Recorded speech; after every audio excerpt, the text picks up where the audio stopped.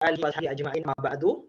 Sahibul fadilah al-ustaz mudir am syu'bati ta'limil laghah al-ustaz Ardian Ferdi Prahingga, sahibul fadilah mudirul manhaj li syu'bati ta'limil laghah Yogyakarta al-ustaz Habib Sudarmawan, sahibatul fadilah al-ustadzah Akidah Halimatus Sa'adah Karaisah li syu'bati ta'limil lugha bi Yogyakarta, wa jami'ul hadirun wal hadirat wal lujan fi daurah al-arabiyyah. Ayyuhal haflul karim, marratan ukhra nuhayyikum ajmalat tahiyyah wa nurahibu bikum jami'an ajmalat tarhib, syakirina lakum talbiyatan wa sa'idina bihudurikum bainana. Assalamualaikum warahmatullahi wabarakatuh. Bismillahirrahmanirrahim. Ayuhas sadah was sayyidat, khairul bidayah bihadil karim ad-dawrah al-arabiyyah qira'atu al-basmalah. Bismillahirrahmanirrahim. Wa nashkurukum ila Ustaz Sujiyat al-Ustaz Ad-Doktor Sujiyat Zubaidi Saleh al-Majistir bi hudurikum fi hadhihi ad-dawrah al-arabiyyah, wa mubasharatan asa an takuna hadhihi ad-dawrah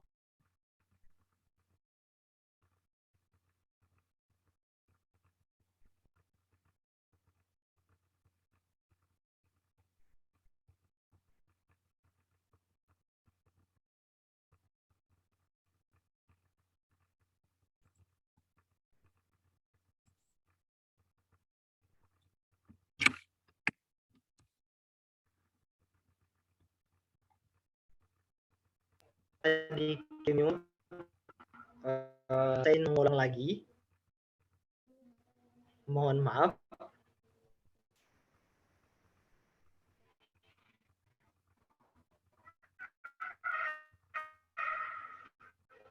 Bismillahirrahmanirrahim. Assalamualaikum warahmatullahi wabarakatuh.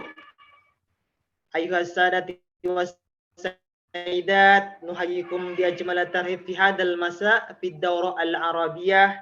Nurahibu bikum jami'an al-ustaz Ad-Doktor Sujiyat Zubaidi, sahibul fadilah mudirul am li syu'bati ta'limil lugha Ustaz Ardian, wa sahibul fadilah Ustaz Habib Darmawan kamudirul manhaj li syu'bati ta'limil lugha, wa jami'ul lujan wal hadirun wal hadirat fi hadzal nuhanniukum ajmal tahiyyah wa ajmal tarhib bi wa syakirina lakum wa talbiyata wa barakatuh. Ayuhas sadati was sayyidat, khairul bidayah naftatihu hadhir rahmanir rahim, wa biduni idwatil waqt li'anna al-waqt tamurru 11 daqa'iq, nu'ti fursah li mufassilatil barnamaj al-ustadzah Imanda ala al-waqtu iyaki. Baik, Nashkurukum Ustaz Rahmat ala waqt. Bismillahirrahmanirrahim. Assalamualaikum warahmatullahi wabarakatuh. Waalaikumsalam warahmatullahi wabarakatuh. Baik. Masa'ul khair Bapak Ibu peserta Daurah Lughah Arabiyah tahun 2022. Pada sore hari ini akan kita laksanakan seminar Daurah Lughah Arabiyah tahun 2022 dengan tema memahami ijazul Quran dari segi kebahasaan. Sebelumnya perkenalkan, Ismi Imanda Nurisma yang insya Allah akan menjadi moderator pada sore hari ini. Sebelum kita memasuki kepada materi, perkenankanlah saya untuk membacakan kurikulum vitae dari Dr. Sujiyat Zubaidi Saleh MA. Beliau merupakan Ketua Program Doktor Studi Akidah dan Filsafat Islam, dosen program kaderisasi ulama di Universitas Darussalam Gontor Ponorogo. Beliau merupakan alumni Pondok Modern Darussalam Gontor pada tahun 1985. Beliau juga menyelesaikan S1 di Fakultas Usuluddin, jurusan Perbandingan Agama, Institut Pendidikan Darussalam Gontor pada tahun 1990. Lalu melanjutkan S2 dengan konsentrasi pemikiran Islam di Institut Agama Islam Negeri Sumatera Utara, Medan pada tahun 2002. Dan mengambil S3 konsentrasi pemikiran Islam di IAIN Sunan Ampel, Surabaya. Baik. Karya-karya beliau yang telah dipublikasikan adalah Ilmu Perbandingan Agama, Raudhah Press Medan pada tahun 2000. Beliau juga merupakan editor buku kedokteran dalam Al-Quran, tafsir tematis atas ayat-ayat medis, Bina Insani Medan tahun 2001, bersama Dr. Dihyatun Maskon, menulis buku panduan haji dan umroh, Darussalam University Press, Gontor pada tahun 2008, kontributor 5 entry ensiklopedi Akidah Islam, Renada Media Group pada tahun 2009, tim penulis buku menafsirkan tradisi dan modernitas ide-ide pembaharuan Islam pada tahun 2011. Memasuki acara selanjutnya, yakni langsung saja Ustadz Sujad Zubaidi. Kepada antum, saya persilahkan Ustadz. Bismillahirrahmanirrahim. Alhamdulillah. Alhamdulillahil ahad. Al-fardis samad. Alladhi lam yalid wa lam yulad wa lam yakun lahu kufuwan ahad. Asyhadu an la ilaha illallah wahdahu la syarika lah. Wa asyhadu anna Muhammadan abduhu wa rasuluh la nabiyya ba'dah. Allahumma salli ala nabiyyina Muhammad wa ala alihi wa sahbihi ajma'in, amma ba'du. Bismillahirrahmanirrahim. Assalamualaikum warahmatullahi wabarakatuh. Waalaikumsalam warahmatullahi wabarakatuh. Yang terhormat penyelenggara Daurah Arabiyah pada tahun ini, peserta daurah yang berbahagia, alhamdulillah pada kesempatan sore hari ini kita dapat bermuajahah dalam munasabah yang bermakna, yakni daurah Arabiyah, dan pada kesempatan hari ini, kesempatan sore ini sesuai dengan yang diamanahkan oleh panitia kepada saya untuk membahas tentang memahami Al-Quran atau i'jaz Al-Quran dari sisi bahasa, dari sisi i'jaz lughawi. Kita mengetahui bahwa Al-Quran ini adalah mukjizat karena di dalamnya ada i'jaz. Di dalamnya ada suatu yang memang mempunyai i'jaz yang beragam. Sebagaimana yang ditulis oleh ulama Al-Quran, para ulama Al-Quran menjelaskan ada 4 i'jaz di dalam Al-Quran, sehingga Al-Quran merupakan mukjizat. Yang pertama adalah i'jaz ilmi, i'jaz lughawi, i'jaz tasyri'i, dan i'jaz ghaibi. Tentu kita tidak membicarakan keempat-empatnya. Kita saat ini akan fokus membicarakan salah satu di antaranya, yakni i'jaz lughawi, tentang aspek keunggulan Al-Quran dari sisi kebahasaan. Al-Quran memang luar biasa. Al-Quran mempunyai makna yang demikian tinggi karena keutamaan Al-Quran. Dan bahkan karena keutamaan Al-Quran, semua yang bersentuhan terlibat langsung dalam Al-Quran, dengan Al-Quran, itu menjadi mulia. nazala Jibril bil Qur'an ila nabiyyina Muhammad fa asbaha sayyidul malaikah. Jibril membawa Al-Qur'an kepada Nabi Muhammad, mewahyukan dari wahyu dari Allah melalui Jibril kepada Nabi Muhammad. Kemudian akhirnya Jibril menjadi sayyidul malaikah. Kemudian Nabi Muhammad mendapat wahyu mukjizat yang teragung, yakni Al-Qur'an. Fasara nabiyuna Muhammad sayyidul mursalin. Kemudian Al-Qur'an diturunkan pada malam Ramadan, pada bulan Ramadan. Dan kita tahu bahwa Ramadan sayyidus syuhur, karena di dalamnya turun Al-Qur'an. Malam yang di dalamnya diturunkan Al-Qur'an dikatakan sebagai malam Lailatul Qadar. Karena Lailatul Qadar adalah khairun min alfi syahr. Luar biasa. Maka betapa jika seandainya Al-Qur'an itu turun kepada kita, lau nazalal Qur'an fina fama baluna. Bagaimana kondisi seseorang, kondisi kita jika Al-Qur'an itu turun kepada kita, jika Al-Qur'an itu memang menerangi, memberikan nur, cahaya bagi kita, hidayah kepada kita, Masya Allah. Ini adalah anugerah yang luar biasa. Nah, maka kenapa Al-Quran demikian? Karena Al-Quran itu di dalamnya ada mukjizat, dan salah satu i'jaz dalam Al-Quran adalah i'jaz lughawi. Maka kita coba, kita bahas meskipun dalam waktu yang relatif singkat ini untuk membahas tentang i'jaz lughawi, aspek kebahasaan Al-Quran yang memang begitu agung. Kita mulai dari aspek kata.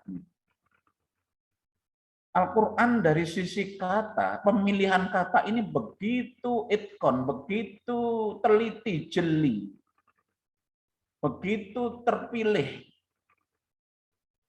Jadi tidak bisa kemudian, maka tidak bisa kita kemudian mengganti meskipun kata itu mempunyai kata sinonim. Ya. Karena masing-masing kata dalam Al-Quran itu mempunyai arti yang begitu mendalam. Hikmah yang ada di dalam arti itu tidak tergantikan. Meskipun ada sinonimitasnya.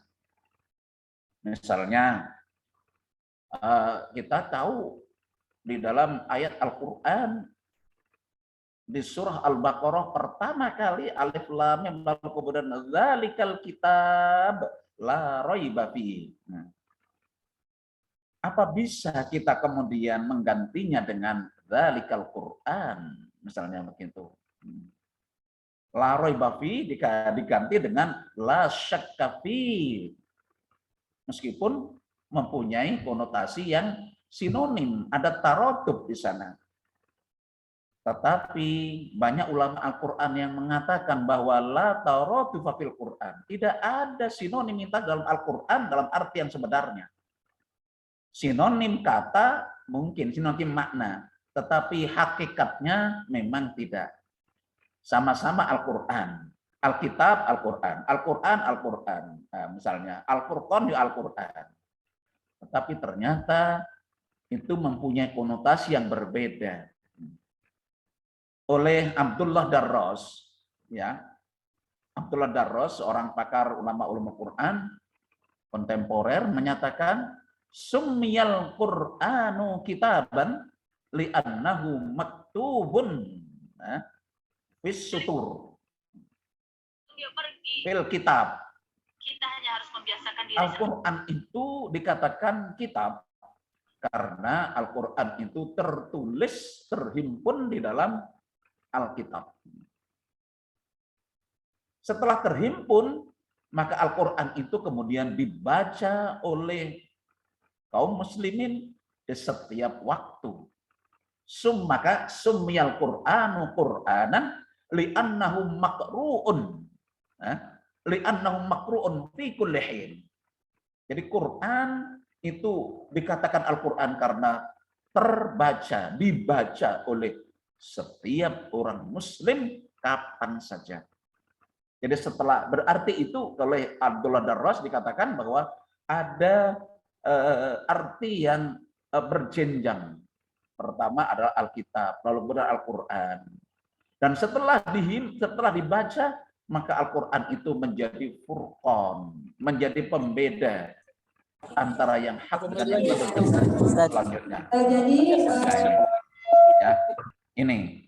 Kemudian hal-hal seperti itu akan banyak kita jumpai di dalam Al-Quran yang memang tidak mungkin bisa diganti kata itu dengan kata yang lain.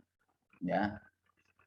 Misalnya yang kita kenali dengan satu terminologi atau bukan istilah atau kata dalam Al-Quran, bahwa di sana ada ungkapan al-yauma akmaltu lakum dinakum wa atmamtu alaikum ni'mati wa raditu lakumul islam dinan.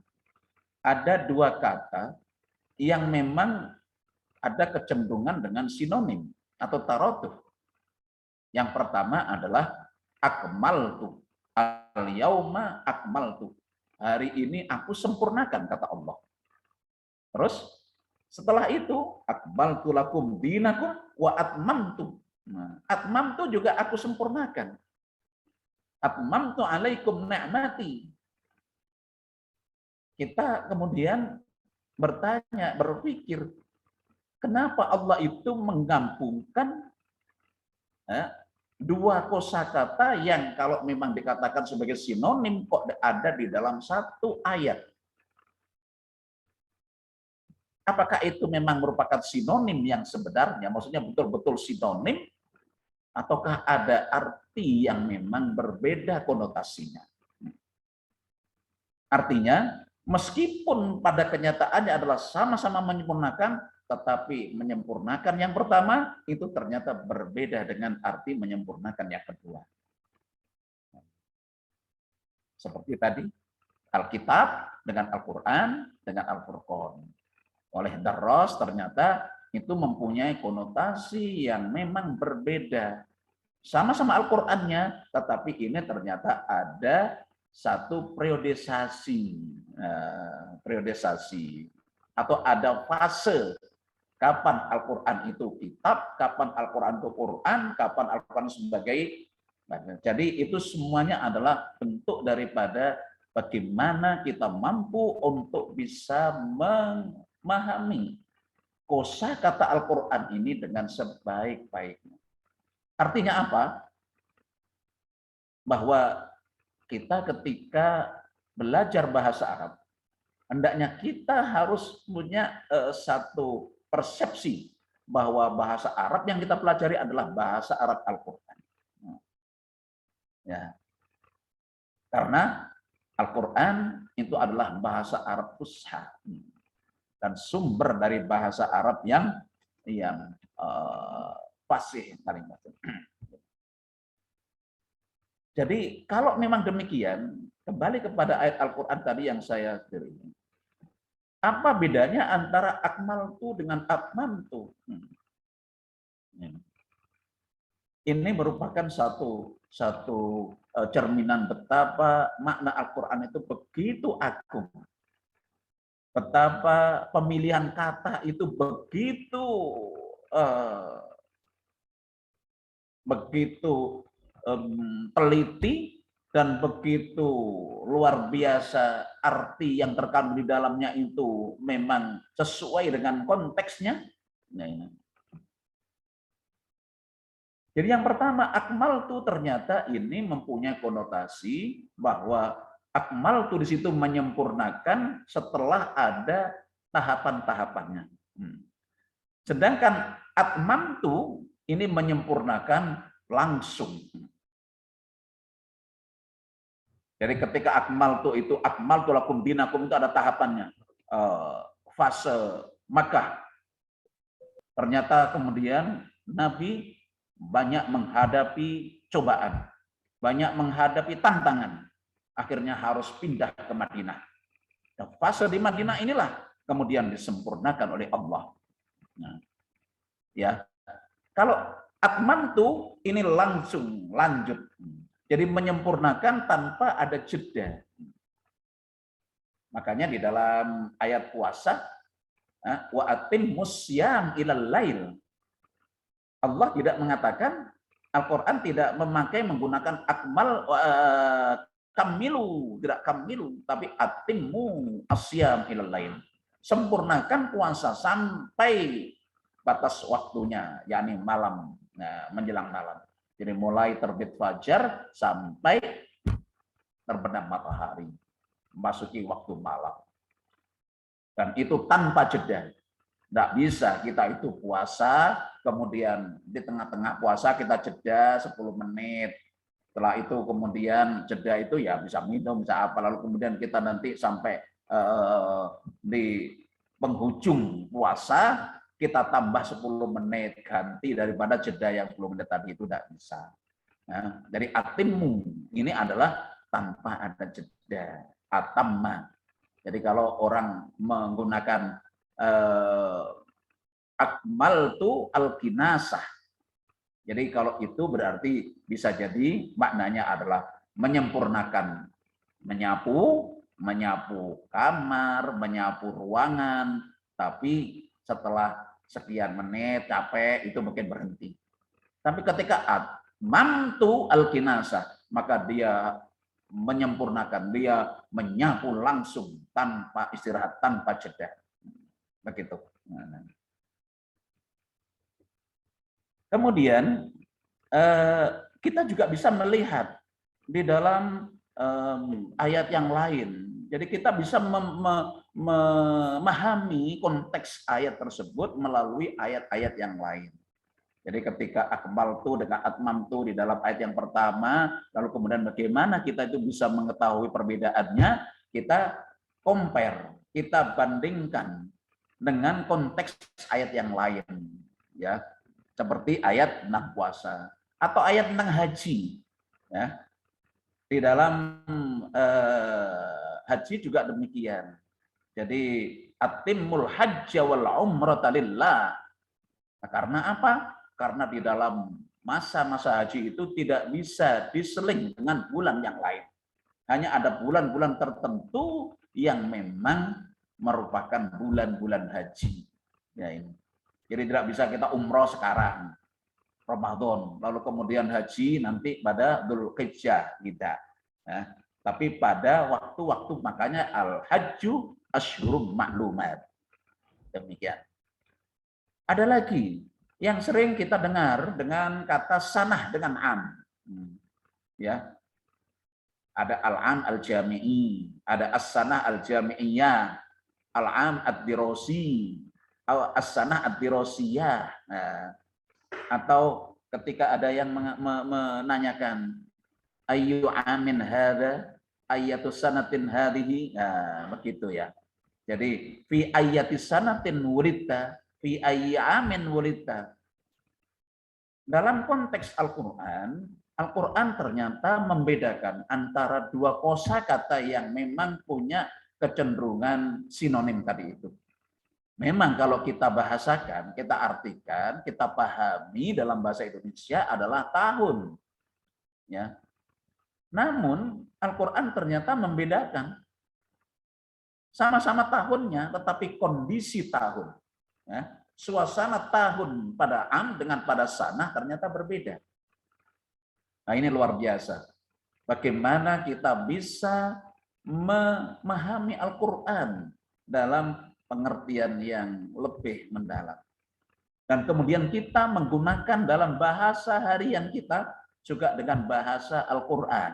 Nah, kita coba untuk menggunakan bahasa-bahasa Qurani. Nah, ini.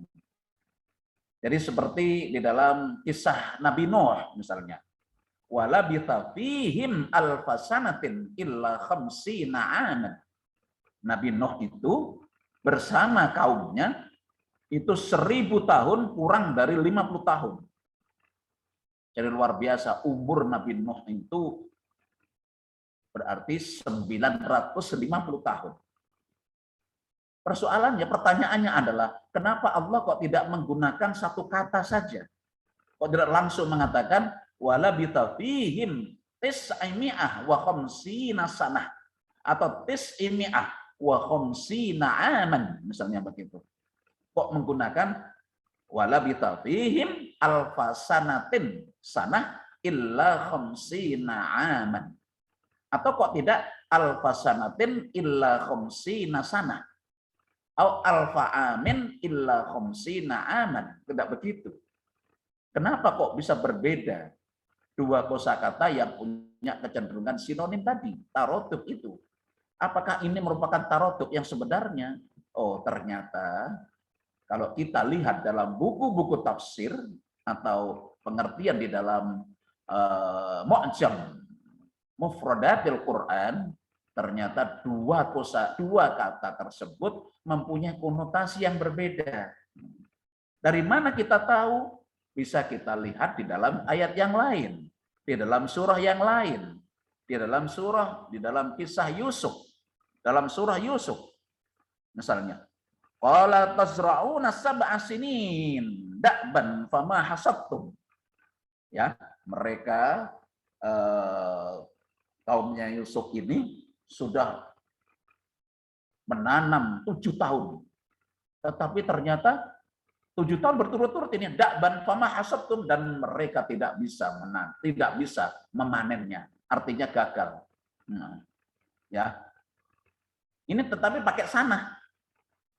Sab'a sinin. Sinin jamak minas sanah. Ya. Tapi di ayat berikutnya, di ayat setelahnya disebutkan tsumma ya'ti min ba'di dzalika amun. Fihi yughathun nas. Jadi setelah 7 tahun berturut-turut tidak panen, kemudian ya'ti ba'da dzalika amun, Nah, kemudian datanglah tahun, ya, yughatsu fihi nas, yang pada saat itu manusia, kaum Nabi Yusuf itu kemudian bisa memanennya.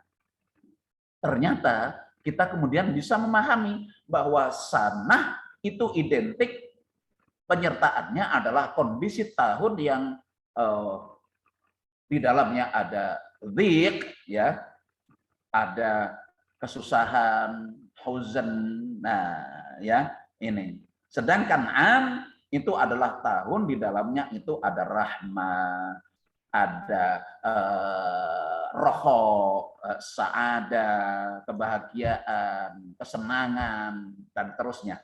Nah, kalau kita kembali kepada cerita kisah yang dari Nabi Nuh tadi itu, wala bitafihim alfasanatin illa khamsina aman, berarti Nabi Nuh ini dalam 950 tahun ternyata yang 50 khamsina aman, la khamsina aman tadi itu, aman itu 50 tahunnya ini adalah penuh dengan kebahagiaan. Sementara 900 tahun itu masih penuh dengan perjuangan, kemudian cobaan, lalu kemudian mungkin musibah di dalamnya. Nah ini, Masya Allah, betapa jeli Al-Quran itu, betapa telitinya Al-Quran ini memberikan perbedaan antara dua kosakata yang punya kecenderungan yang sinonim tadi itu. Ya. Jadi sama-sama tahun, tetapi kondisi tahun itu memang berbeda. Taruhlah umpamanya, kalau kondisi tahun di Indonesia kemarin itu penuh dengan cobaan, ada COVID, ada apa, lah itu mungkin sanah, ya, sanah. Al-Quran menggunakan sanah. Tapi kalau ketika itu kondisinya itu penuh dengan ya kebahagiaan, kedamaian, ketentraman, ini merupakan am. Nah, ini am. Jadi begitu. Ini tentang kata, Jadi kita bisa melihat dari sisi arti kata yang ada di dalamnya, apalagi banyak itu. Umpamanya ada perbedaan antara fa'ilah dengan amilah. Sama-sama mengerjakan, tapi ternyata itu berbeda konteksnya. if'alul khairat. Misalnya begitu. Nah ini. Kemudian wa amilus sholihat. Ketika if'alu, fa'ila itu mempunyai konotasi segera. Nah, sedangkan amila itu mempunyai konotasi berkelanjutan. Nah, penuh dengan al-musabarah, kemudian dengan al-hudu, ketenangan. Nah, tapi kalau if'al ma tu'mar, itu segeralah. Ya, kerjakan segera wahai ayahku apa yang diperintahkan kepadamu. Nah, misalnya begitu. Ini. Itu banyak yang bisa kita temukan di sana. Sehingga kita tidak serta-merta menggunakan if'al atau i'mal. Nah, kalau i'mal itu memang apa namanya ada konotasi berkelanjutan. Tapi kalau if'al itu saat itu dan langsung segera. Nah, begitu. Oke. Ini tentang kosakata, masih banyak sebetulnya, tapi ya ini salah satu contoh bagaimana Al-Quran itu begitu teliti, begitu luar biasa pemilihan kata ini. Nah, ya wajar dan itu jelas kita yakini bahwa karena Al-Quran itu adalah mukjizat yang langsung dari Allah Subhanahu wa taala. Itu tentang kata. Dari kata yang lain juga demikian. Ada tentang siam, ya di dalam Al-Quran paling banyak disebut adalah siam sampai hampir 7 kali. Tetapi siam di sana ada masdar yang lain selain siam adalah saum. Ya. Jadi kutiba alaikumus siyam kama kutiba alal ladzina min qablikum la'allakum tattaqun. Nah ini siam. Wa atimmus siyam ilal lail siam. Itu sampai 7 atau ada ya pokoknya hampir paling banyak disebut adalah siam. Padahal ada satu kata lagi yang mempunyai sighah masdar yaitu saum. Jadi selain siam juga saum. Al-Quran juga menggunakan saum tapi cuma sekali di dalam ayat Al-Quran yaitu dalam surah Maryam, dalam kisah Maryam juga. Inni nazartu lirrahmani sauman. Jadi kalau siam itu konotasinya adalah siam sebagaimana yang kita lakukan sekarang. Asyam wa al-imsak an jami'il muftirat min tulu'is syamsi ila ghurubis syams. Min tulu'il fajr maksudnya ya. Min tulu'il fajri ila ghurubis syams. Itu siam dalam konteks yang sekarang kita lakukan. Tetapi kalau saum ternyata itu mempunyai konotasi yang berbeda. Di situ adalah puasa bicara. Nah, ya. Nah ini. Jadi saum di situ puasa bicara. Ini nazartu lirrahmani sauma. Artinya ini sudah mempunyai tingkatan yang lebih tinggi. Ya, tingkatan. Jadi sudah mengekang bagaimana bicara kita. Kalau yang siam itu kan dari hal-hal yang sifatnya fisik, biologis. Tapi kalau yang ini sudah sampai kepada psikis dan perkataan. Ini itu siam. Kemudian hal yang lain adalah ketika kita melihat dari sisi uslub. Uslub itu kita pahami sebagai stilistika, ya, struktur kata, struktur kalimat. Betapa Al-Quran itu begitu jeli dan begitu teliti di dalam menggunakan hal ini. Misalnya kisah Nabi Ibrahim. Ya. Inni akhafu ayyamassaka adzabun minar rahman. Meskipun Nabi Ibrahim ini berkali-kali sudah mengingatkan ayahnya untuk tidak menyembah berhala, untuk mengesahkan Tuhan, mengesahkan Allah Subhanahu wa taala. Namun memang ayah Ibrahim waktu itu juga masih belum menerima, ya, tidak menerima. Tapi karena Nabi Ibrahim ini sayang kepada ayahnya, ungkapan Al-Quran itu begitu indah. Saking sayangnya seorang anak kepada ayahnya, meskipun itu penegasan Nabi Ibrahim ini begitu keras, tetapi ungkapan kata-katanya ini begitu indah, lembut, tetap lembut. Bagaimana Nabi Ibrahim itu mengatakan bahwa di sana ada azab, tetapi kata yang dipakai itu ayyamassaka. Inni akhafu ayyamassaka. Yamas itu menyentuh. Bagaimana azab itu kok menyentuh ya? Nah, luar biasa. Inilah menandakan bahwa betapa ihtiram, hormat Nabi Ibrahim kepada ayahnya, meskipun ayahnya itu menyembah berhala, belum mengesahkan Allah, tetapi saking sayangnya tetap hormat. Jadi seorang anak tetap hormat kepada orang tua, meskipun orang tua mungkin tidak atau belum beriman. Nah, begitu. Jadi ini kan ya masaka azabun minar rahman. Sudah azab tetapi minar rahman. Betapa ini kan luar biasa. Azab sudah jelas-jelas azab tetapi minar rahman. Nah. Jadi dari Tuhan, dari Allah yang Maha Pengasih. Ya ini kalau kita telusuri melalui ilmu semantik, ini luar biasa. Ayat ini memberikan peneguhan makna Al-Quran dari ijaz lugawi yang luar biasa mendalam. Jadi maka ada mahasiswa saya pasca yang juga mau membahas tentang satu ayat ini. Ya kan? Satu ayat ini. Jadi pasca dalam bahasa Arab, ya PBA.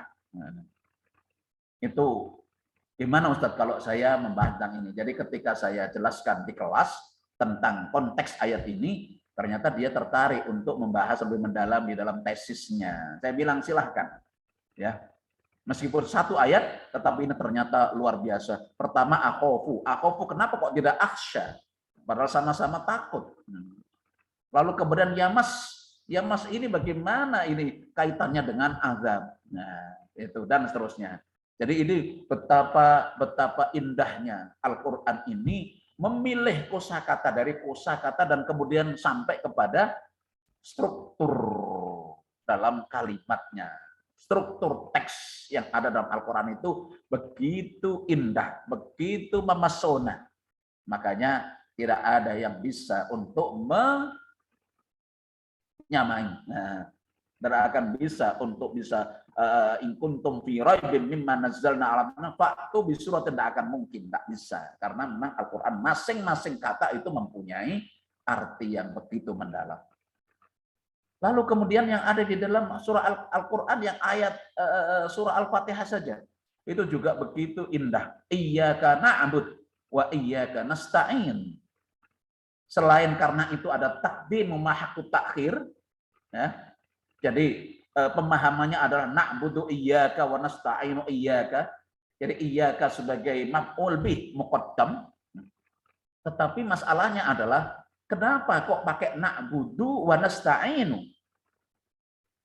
Ya, pakai domir nahnu, kok tidak domir ana? Iyyaka a'bud wa iyyaka asta'in. Padahal kita itu mengikrarkan itu kita. Maksudnya saat kita ngomong itu adalah atas nama pribadi kita sendiri. Lagi-lagi ini adalah konotasi yang dahsyat, luar biasa artinya. Ya. Artinya apa? Ini saya kutip dari buku Lamasat Bayaniyah yang dikarang oleh Fadil Saleh As-Samarai, Baghdad, Al-Baghdadi. Beliau memberikan penegasan bahwa penggunaan domir nahnu, na'bud wa nasta'in, bukan a'bud wa asta'in, karena hal itu untuk memberikan pemaknaan tentang ungkapan ihtiram ya, kepada Allah. Jadi bukan aku, nah, ya, tetapi kami. Jadi itu ungkapan tawadhu dan hormat kepada Allah Subhanahu wa taala. Jadi meskipun kita sendiri ya dengan tidak pakai aku, sama dengan kalau kita itu ngomong kepada guru kita, ngomong kepada orang yang lebih tua dari kita, senior daripada kita bilang ila aina dhahabtum ustaz. Nah, kenapa kok tidak bilang ila aina dhahabta ustaz? Itu kurang sopan. Nah, maka pakai pakai domir antum. Nah, ini itu. Jadi ini merupakan satu. Kemudian yang kedua juga sekaligus tawadhu. Tawadhunya apa?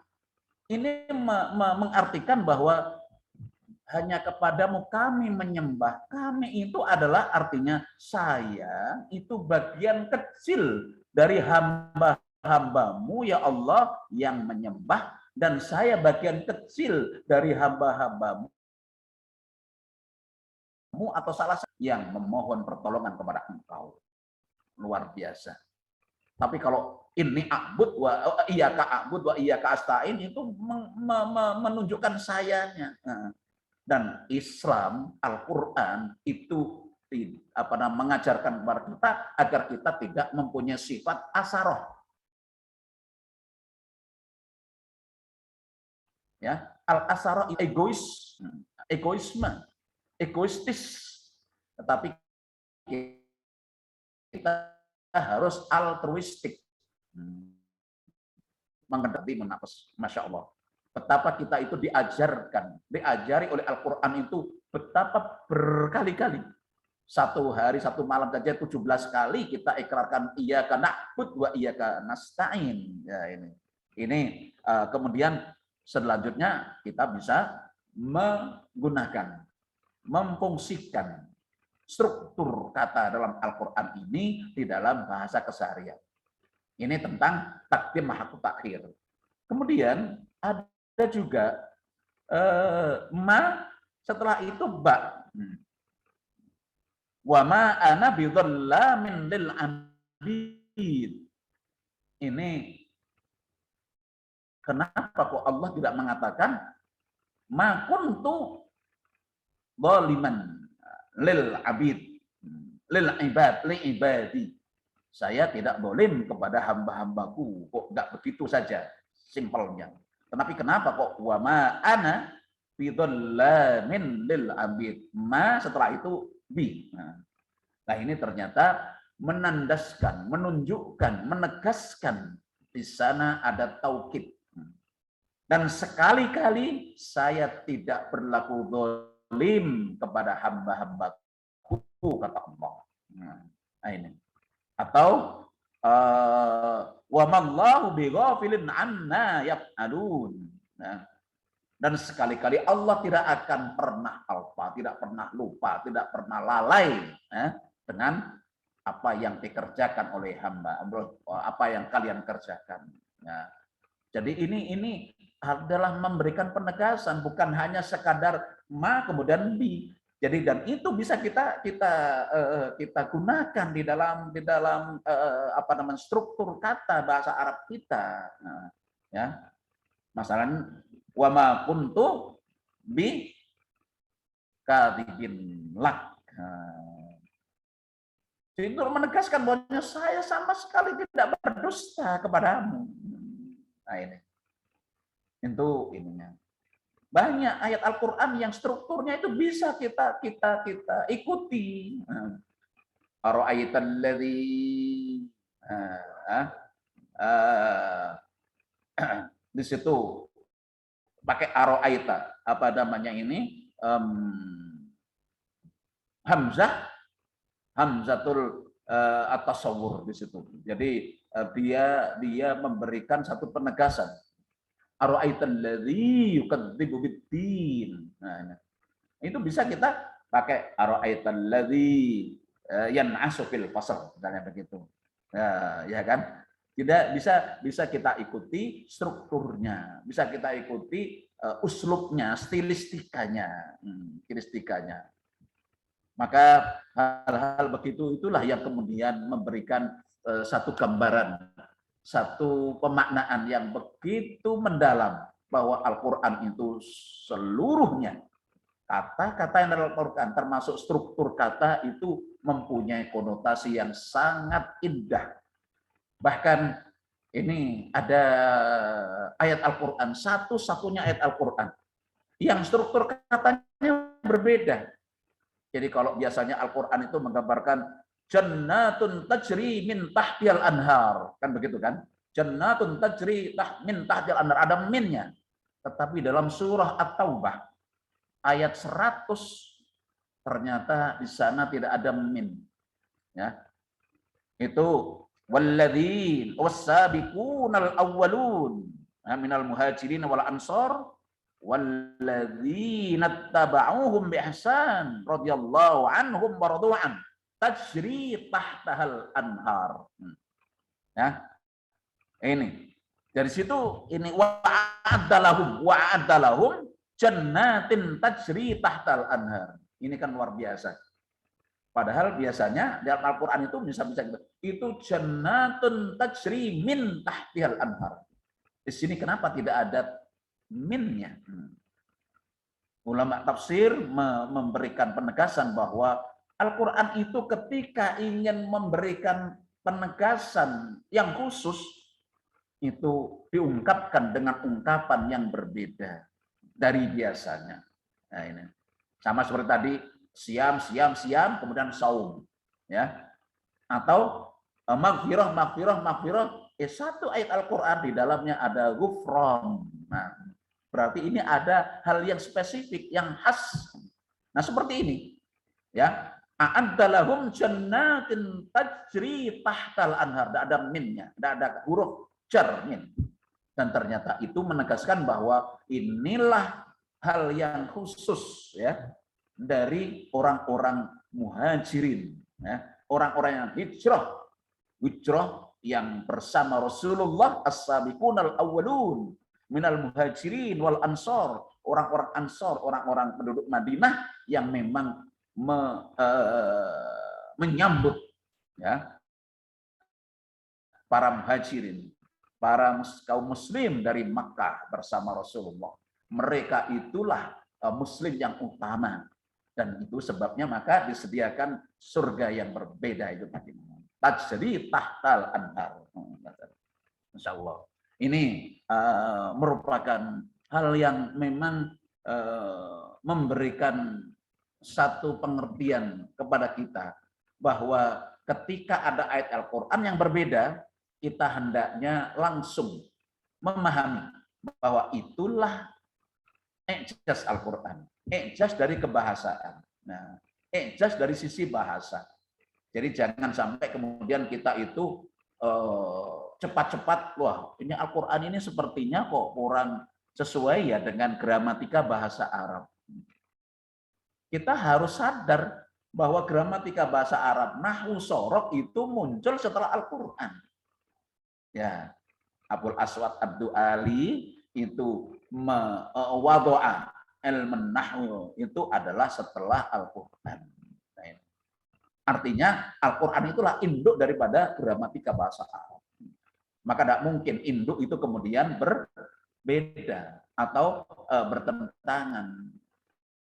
Cabang itu mungkin bisa berbeda dengan induknya, tapi kalau induk ya tentu adalah induk yang memang merupakan sandaran aslinya. Jadi kadang kita temukan memang dalam Al-Quran yang memang di sana kenapa tuh kok ada apa itu namanya sifah misalnya begitu yang tidak sesuai dengan mausuf, atau kenapa kok di dalam Al-Quran yang satunya jamak tapi domirnya satunya mufrad tapi domir setelahnya kok kemudian jamak. Ini sekali lagi jangan sampai kemudian kita cepat-cepat untuk kemudian mengatakan Al-Quran kok sepertinya kurang sesuai ya dengan gramatika bahasa Arab. Kita harus langsung yakin bahwasanya inilah salah satu i'jaz Al-Quran dari sisi bahasa. Contoh, awittif lilladzina lam yadharu ala auratin nisa, di dalam surah Nur, ya ayat 31, panjang ayatnya. Kemudian di situ di tengah-tengah ada awittif lilladzina lam yadharu ala auratin nisa. Kita tahu semua bahwa at-tifl di situ mufrad. Tapi kenapa kok setelahnya alladzina lam yadharu jamak semuanya? Ya. Jadi inilah yang kemudian harus kita benar-benar bisa memahami secara i'jaz lughawi Al-Qur'an.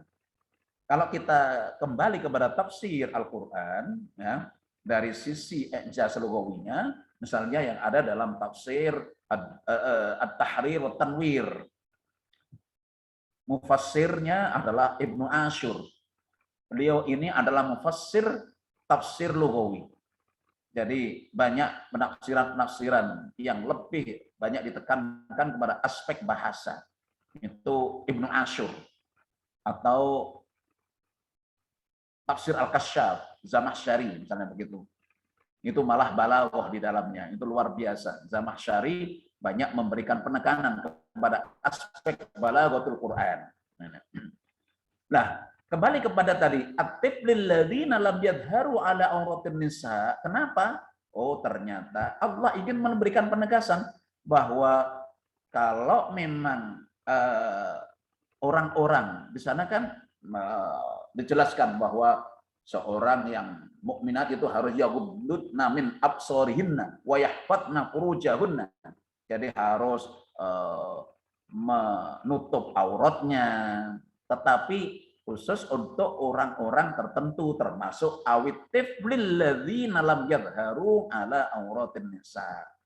Kalau di depan anak-anak kecil yang memang belum paham dengan aurat ya, maka itu boleh membuka sebagian auratnya, maksudnya tidak berjilbab dan seterusnya. Ya ini. Kenapa? Karena tifl di situ itu dianggap belum paham dengan aurat. Makanya meskipun banyak, tetapi dianggap satu. Nah ini masih tetap mufrad itu. Makanya awit tifl alladzina. Oke, ini saja barangkali yang bisa kami sampaikan dalam kesempatan ini tentang bagaimana kita berupaya untuk memahami i'jaz Al-Quran dari sisi bahasa.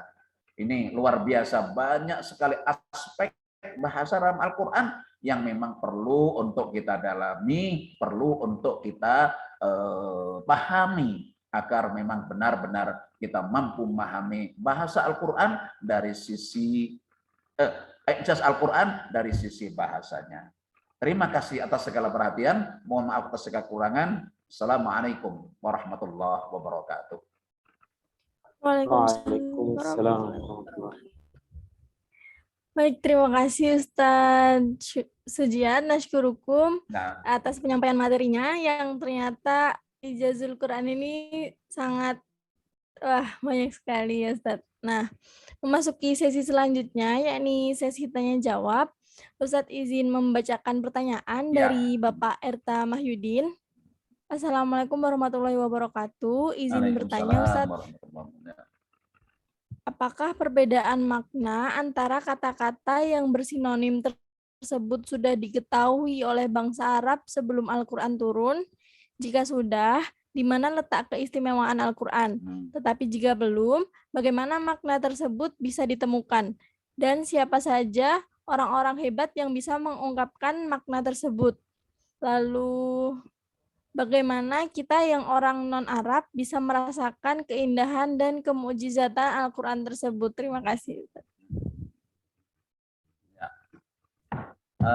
Mungkin saya jawab langsung ya tentang pertanyaan dari Bapak penanya pertama tadi itu. Apakah orang-orang taruhlah kaum jahiliyah ya, jadi sebelum Islam itu bisa memahami Al-Quran ya. Dalam penjelasan di sana ada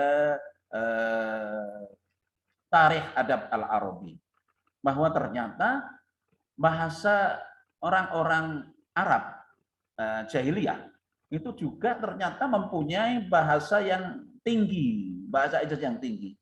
Jadi makanya, dan itulah yang kenapa Al-Quran itu diturunkan dalam bahasa Arab, ya, karena Al-Quran memang mempunyai makna yang terdalam yang komunitasnya itu ada di komunitas orang-orang Arab. Makanya Al-Quran in kuntum fi raibim mimma nazzalna ala abdina, itu karena itu Al-Quran menantang kepada mereka. Kalau memang mereka mengatakan Al-Quran itu adalah karya Nabi Muhammad, tulisan Muhammad sendiri, Al-Quran menantang. Ya, silahkan datangkan ayat Al-Quran yang satu surah saja. Ternyata tidak bisa. Jangankan satu surah, kemudian diturunkan menjadi satu ayat, ternyata tidak bisa. Nah, padahal mereka adalah sastrawan Arab. Sastrawan Arab jahiliyah. Ya ini, ya sebelumnya. Makanya mereka sebetulnya juga sudah memahami itu, memahami tentang makna ijaz Al-Quran yang begitu tinggi. Itu cerita tentang kisah tentang Musailim Al-Kadzdzab yang memang mencoba. Musailimah ini adalah sastrawan Arab, sastrawan ini ya, adib, orang sastrawan. Jadi bukan hanya orang Arab biasa, tapi sastrawan. Dia ingin mencoba untuk membuat, ya, menandingi Al-Quran. Ya, kalau Al-Quran ada surah Al-Fil, lah dia menandingi dengan surah Dibda. Ya Dibda'u binta Dibda'aini naqi ma tunaqin a'laki fil ma wa asfalaki fit tin. Wahai kata anak dari dua kata, bersihkanlah apa-apa yang engkau mau bersihkan. Di atasmu air, di bawahmu tanah. Ya mungkin dia melihat saat itu berenang di tengah-tengah air itu ya, di dalam air. Kemudian dia mengubah ayat yang untuk menandingi Al-Quran seperti tadi itu. Atau al-fil, wa ma adraka mal fil. Itu kan beda dengan ara'aital alam taro kaifa fa'ala rabbuka bi ashabil fil. Itu semuanya mempunyai arti yang dahsyat. Nah, ya. Arti yang beda. Nah. Jadi ro'a dengan nadoro dengan absoro basoro itu sama, melihat, tetapi masing-masing memang mempunyai arti yang berbeda konotasinya. Nah, ini. Tapi mereka sebetulnya sudah memahami itu, sudah paham, sudah memahami, ya, sudah. Makanya Al-Quran menantang mereka karena mereka nggak percaya kalau Al-Quran itu dari Allah, gitu loh, ya. Ini. Oke, ini yang pertama, pertanyaan pertama. Kemudian pertanyaan yang kedua, bagaimana kita yang bukan orang Arab bisa memahami Al-Quran dengan baik? Tentu banyak sarana, banyak usaha yang bisa kita lakukan, ya, dengan membaca tafsir, dengan mempelajari kamus Al-Quran, ya, kamus Al-Quran. Jadi bukan hanya kamus bahasa, tapi kamus Al-Quran, sehingga kita tahu perbedaan antara tadi itu bagaimana struktur kata iyyaka na'budu wa iyyaka nasta'in itu dipahami dengan yang benar. Memang persoalan ada yang memang menyatakan bahwa ketika kita belajar dari terjemah Al-Quran atau dari kamus Al-Quran itu belum memberikan pemahaman yang utuh. Ada benarnya memang, tetapi paling tidak kita sudah memahami konteksnya, ya, memahami substansinya, ya gitu. Jadi dalam memahami Al-Quran kita memang selain dengan terjemah Al-Quran, kita juga perlu memahami seperti tadi itu. Jadi memahami konteks dengan menggunakan kamus-kamus yang ada dalam buku-buku kamus Al-Quran itu, ya, ini. Dan kedua memang belajar langsung, ya, belajar kemudian kepada artinya belajar tafsir Al-Quran kepada orang-orang yang memang menguasai tentang makna Al-Quran. Insya Allah kita akan bisa, insya Allah akan mengantarkan kita untuk memahami Al-Quran dengan baik. Oke, terima kasih. Bagaimana Bapak Erta? Apakah sudah terjawab? Gimana? Kepada Bapak Erta, apakah sudah terjawab? Oh iya iya. Nah, atau mungkin Anda yang lain? Mungkin Bapak Erta sedang terkendala jaringan, Ustaz. Lalu, Mohon maaf, bagi itu suaranya di sini tidak memungkinkan. Terima kasih. Ya. baik Bapak. Lalu Ustadz, ini ada pertanyaan yang kedua Iya. dari Muhammad Firmansyah. Al-Quran membuat sebuah kebakuan dalam kurikulum bahasa Arab. Sebelum Al-Quran diturunkan, belum ada ilmu tentang kebahasaan Arab. Dan apakah pada saat itu bahasa atas dasar kesepakatan antar kafilah? Ya ya ya. Oke. Jadi memang di Arab sendiri itu banyak rumpun bahasa Ibrani, ya, bahasa yang serumpun dengan Arab. Ya. Nah, bahasa Arab inilah sebagai bahasa pemersatu dari bahasa-bahasa yang ada itu. Ya. Jadi bahasa Arab, bahasa Al-Quran ini merupakan bahasa yang memersatukan bahasa yang ada. Jadi kalau kita gambarkan bahasa Indonesia misalnya, ini adalah bahasa pemersatu bahasa Indonesia.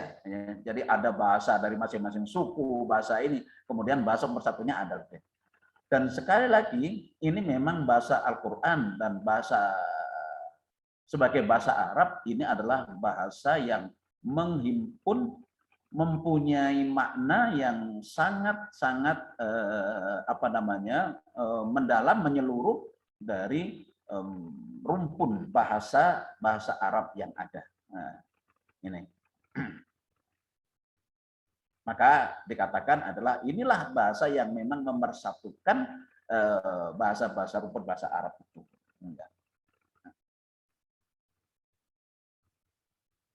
Oke. Baik, kepada Bapak M. Firmansyah, apakah sudah terjawab?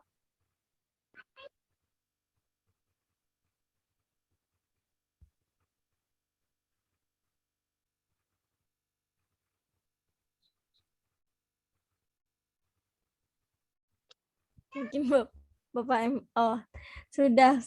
Nasyurukum Ustadz. Ya, oke.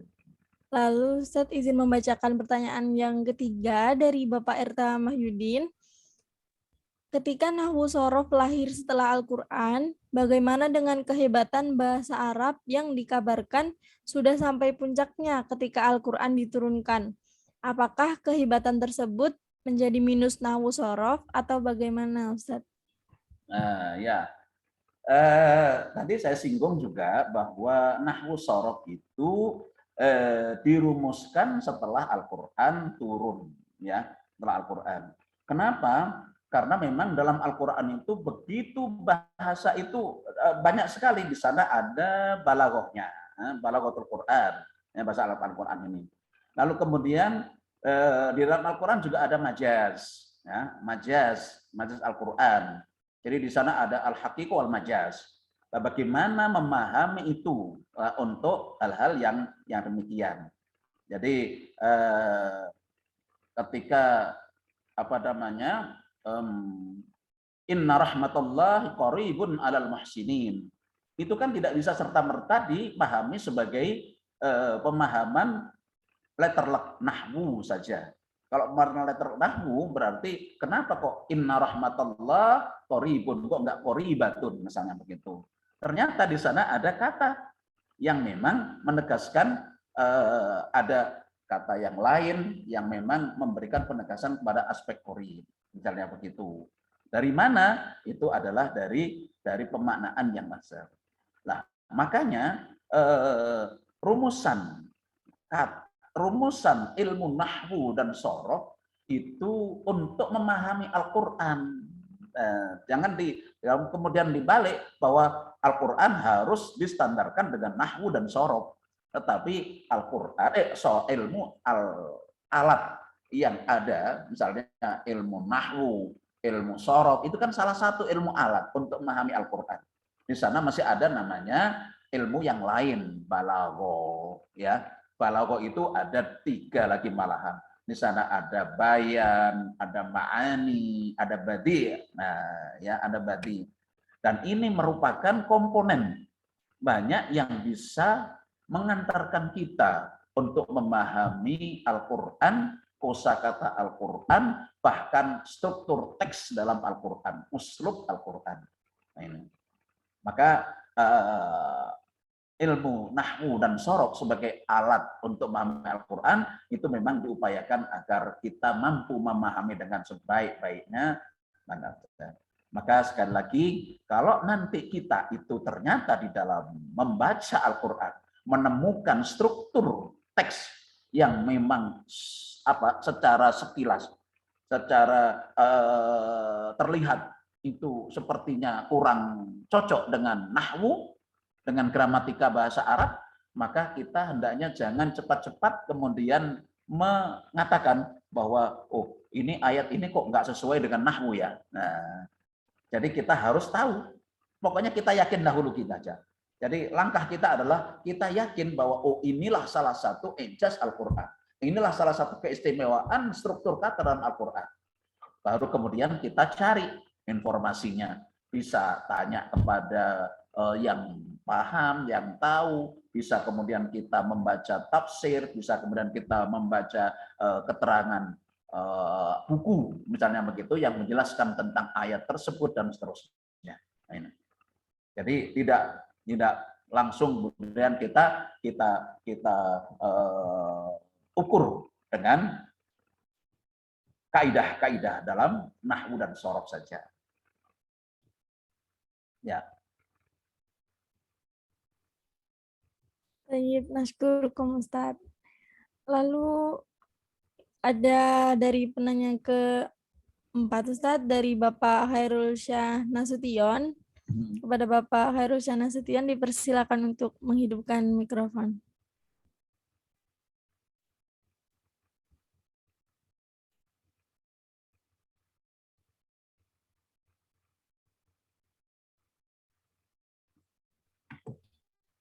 Bapak Khairul Syah Nasution, hal antum ma'ana?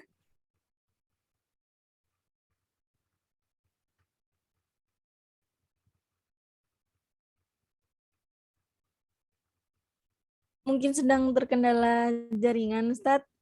Kita lanjut dulu mungkin ke Bapak M. Firmansyah. Lalu dengan alif, lam, mim, kaf termasuk Al-Quran, Ustadz.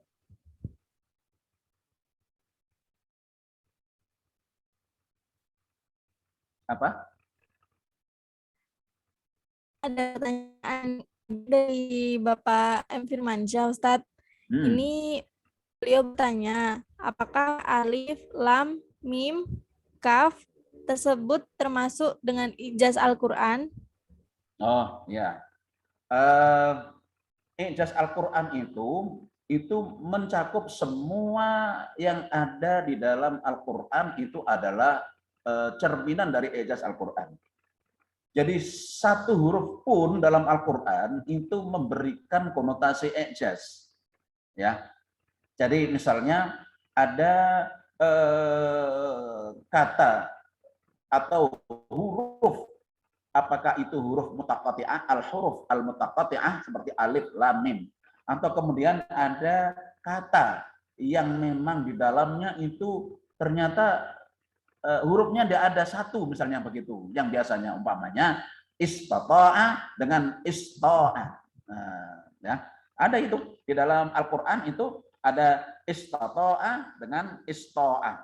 Ya, itu di dalam surah Al-Kahfi. Nah, di dalam surah Al-Kahfi itu dijelaskan di sana ada famasta'u. Nah, ini famasta'u atau lam tasti' ma yasabro. Nah, itu kenapa kok demikian? Karena memang di situ ada ijaznya. Ya. Istata'a itu biasa. Ya. Tapi kalau ista'a itu memang famasto'a, dia tidak bisa setelah berkali-kali mencoba. Nah itu, ya. atau al-khata' dengan al-khit'u. Ini semuanya ini mempunyai penegasan yang memang berbeda. Atau lam tasti' ma'iya sabro. Ini ketika Nabi Musa memang tidak sabar untuk kemudian bertanya kepada Khidir. Ya, setelah 3 kali dan kemudian akhirnya Nabi Khidir ini menjelaskan, hadza ta'wilu ma lam tasti' ma'iya sabro. Nah, ini. Jadi itu ada ijaznya. Itu ada apa namanya? Kemukjizatannya. Nah, ini. Makanya alif lam mim kaf ha ya ain shad alif lam ra dan seterusnya itu tetap juga merupakan ijaz Al-Qur'an. Kalau kita tanyakan, kita bertanya apa artinya, ya ini memang banyak mufassir yang berbeda-beda dalam menafsirkannya. Nah, tapi kita tetap yakin bahwasanya itu adalah bagian daripada ijaz Al-Qur'an. Tidak ada satu huruf pun yang tidak merupakan ijaz Al-Qur'an. Ya. Iya. Mamanya lagi ya. Seperti bismillah. Itu kenapa bismillah kok tidak ada alifnya? Tulisan bismillah itu loh, bismillahirrahmanirrahim, ya kan? Tapi bismi rabbik. Coba iqra bismi rabbikal ladzi khalaq. Kenapa bismi rabbik itu ada alifnya? Sementara bismillahirrahmanirrahim tidak ada. Nah, itu sebabnya, itulah gambaran, itulah bukti bahwa semuanya ada ijaznya. Ya. Jadi itulah mukjizat, salah satu dari cermin mukjizat Al-Qur'an itu. Itu beda artinya. Jadi bismillah dengan bismi rabbik ini. Oke? Ya.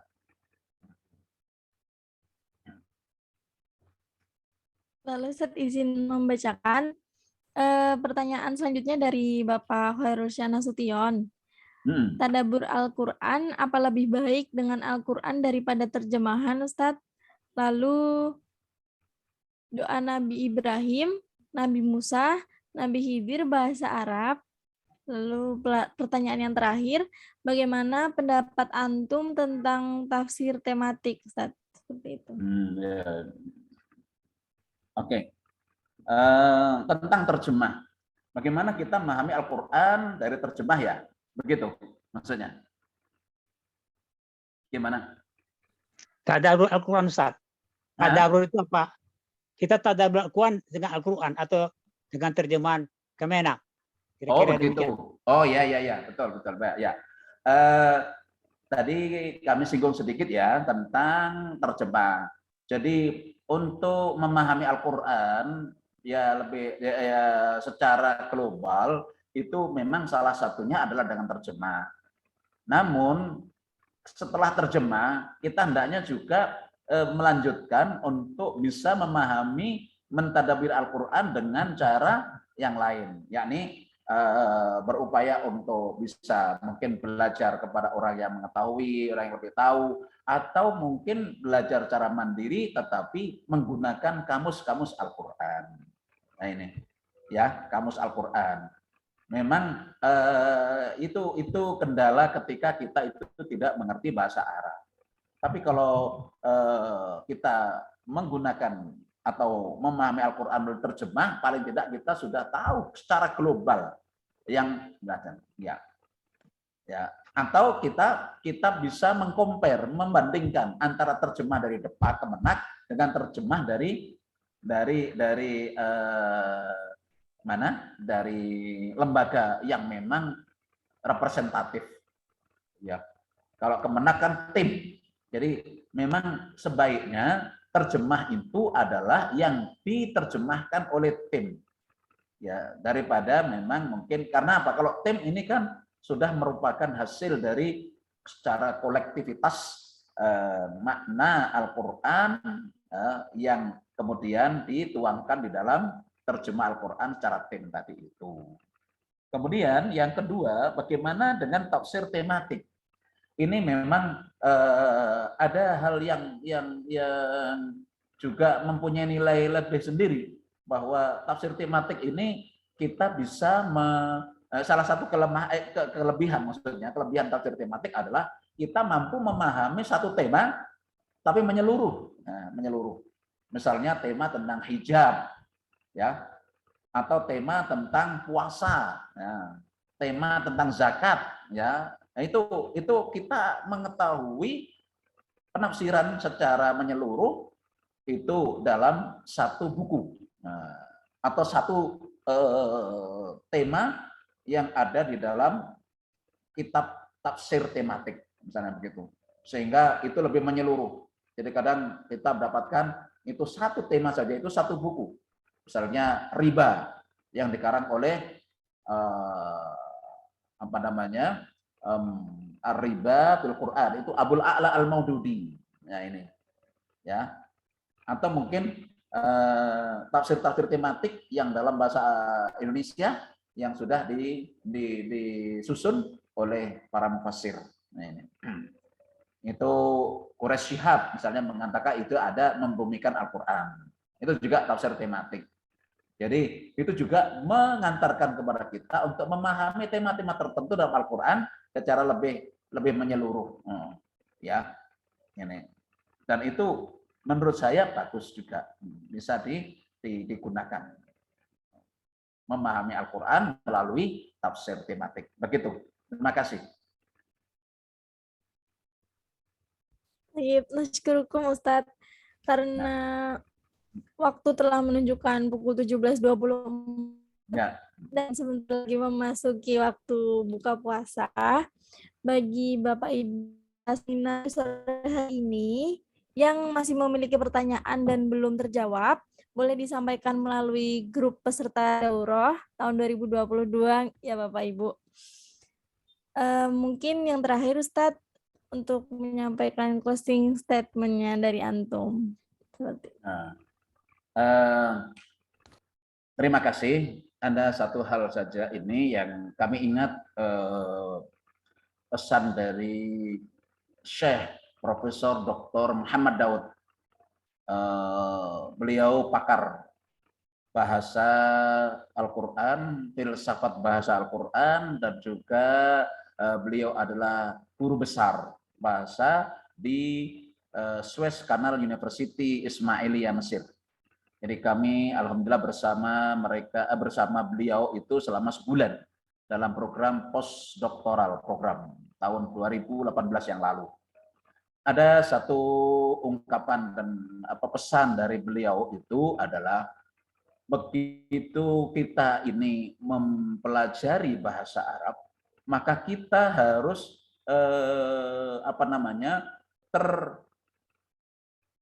termotivasi di dalam diri kita bahwa kita adalah belajar bahasa Al-Quran, atau belajar Al-Quran. Jadi bahasa Arab, ketika kita belajar bahasa Arab, kita harus juga mengkristal di dalam pola pikir kita dengan belajar bahasa Al-Quran. Karena bahasa Arab adalah bahasa Al-Quran. Begitu pesan dari beliau ini. Terima kasih.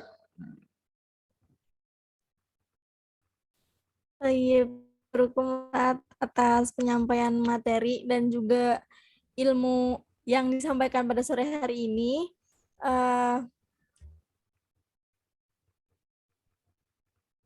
Saya moderator pamit undur diri, waktu dan saya kembalikan kepada MC. Ustadz Rahmat, fadhal Ustadz.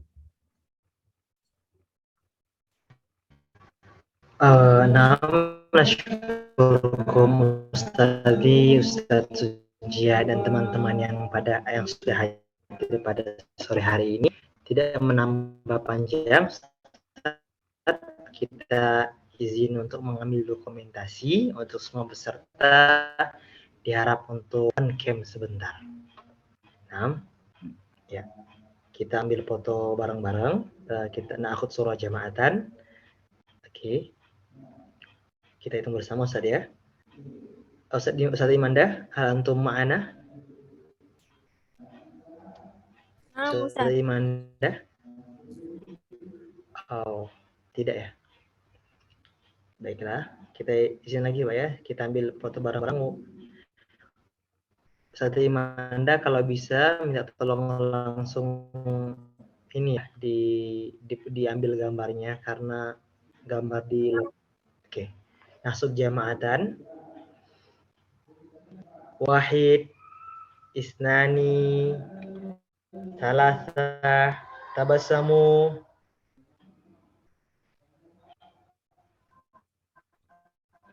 Taib maratan adidah wahid isnani salasah tabasamu. Alhamdulillah. Dan Ustaz ala kursatikum wa ala ishtirakikum hadhihi dawra al yakuna hadal yawm wa hadal niqash yanfa'lana fid dini wad dunya wal akhirah. Wa